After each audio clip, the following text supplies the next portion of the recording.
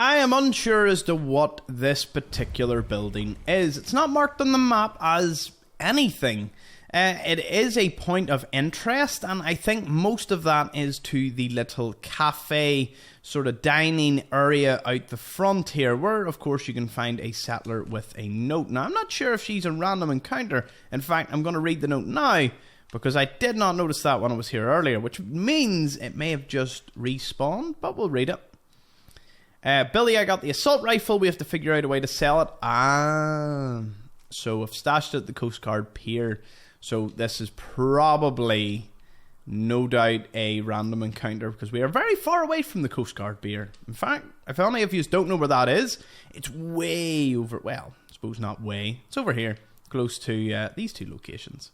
That has the most shotgun ammo in the game, if you didn't know that about the Coast Guard pier. But back over towards our little corner of Boston.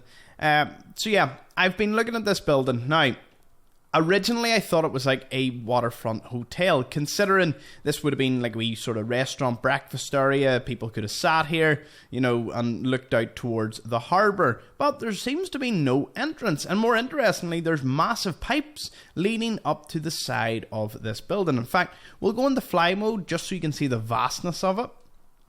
It's huge. So, given all the ventilators, this may have just been a rather large water filtration or water treatment or a desalination plant. That's where they turn seawater into drinking water.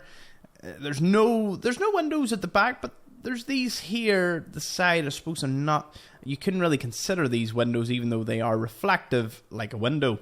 So perhaps this was, in fact, an industrial unit. It would have been cool if there was a hotel. However, I suppose right behind is a hotel, the Harbormaster Hotel. So, you know, it would have been just awesome if this was a little boutique one. But it seems with all the pipes, it probably has something more to do with the harbour and water filtration more than anything.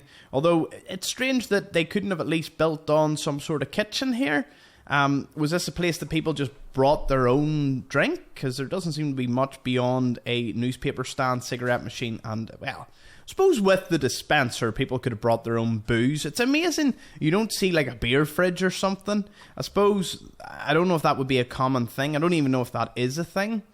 I suppose, does beer keep as long as soft drinks? Is that a thing?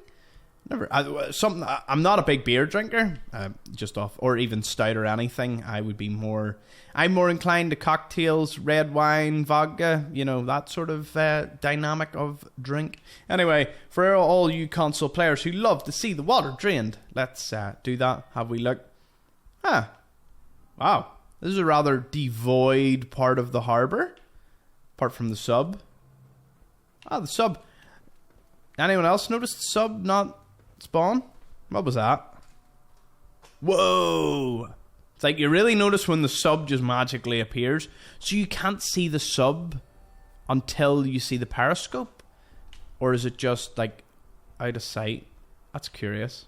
Anyway, this has been a fun episode. Right, a few more areas to cover in the waterfront before moving on to University Point.